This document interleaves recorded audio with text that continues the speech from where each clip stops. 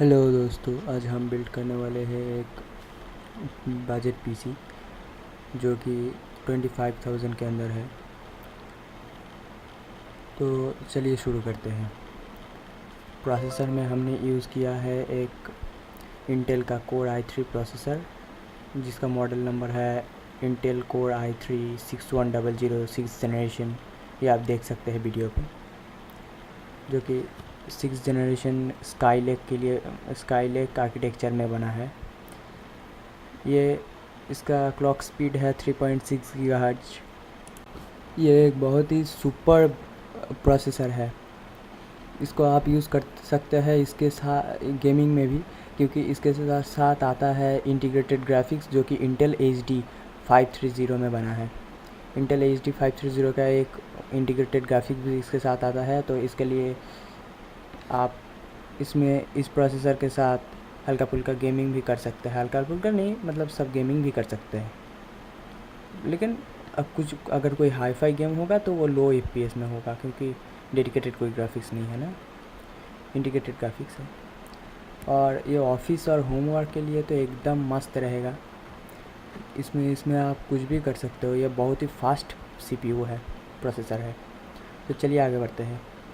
इसके बाद आता है मदरबोर्ड में हमने यूज़ किया है MSI H110M Pro VD 6th generation का प्रोसेसर है, तो 6th जनरेशन का भी मदरबोर्ड लगेगा। और ये मदरबोर्ड है MSI का, जो MSI है जो कि एक बहुत ही बड़ी कंपनी है। तो इसका मदरबोर्ड है, बहुत ही अच्छा मदरबोर्ड है। इसमें आपको 6 पोर्ट्स मिलेगा, USB पोर्ट्स, जिसमें कि 3.0 भी है, 3.1 USB पोर्ट भी है, 2.0 हाई स्पीड USB पोर्ट भी है। और इसमें आप ग्राफिक्स भी लगा सकते हैं। कुछ मतलब बहुत ही अच्छा मदरबोर्ड है। ये जो मदरबोर्ड है ये इंटेल का H110 चिपसेट में बनाया गया है इंटेल प्रोसेसर्स के लिए। आगे बढ़ते हैं। इसके बाद आता है रैम का। रैम में हमने यूज़ किया है HyperX Fury 8GB 2133 megahertz CL14 का एक रैम। तो ये रैम फास्ट रहेगा क्योंकि ये 8GB का रैम है। ये रैम हम यूज़ करते हैं और ये बहुत ही अच्छा रैम है, आप भी यूज़ करिए।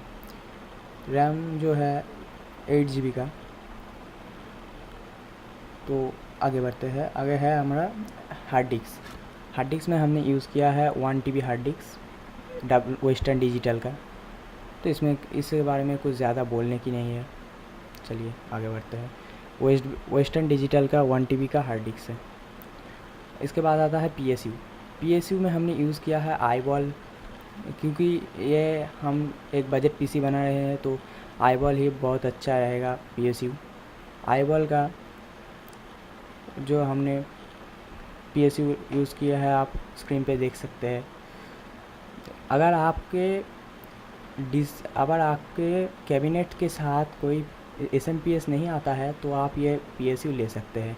अगर आपके ये कैबिनेट के साथ आता है तो आपको ये लेने की ज़रूरत नहीं है, लेकिन ये बहुत ही अच्छा है। अगर आपके कैबिनेट के साथ SMPS नहीं आता है तो आप ये ले सकते हैं।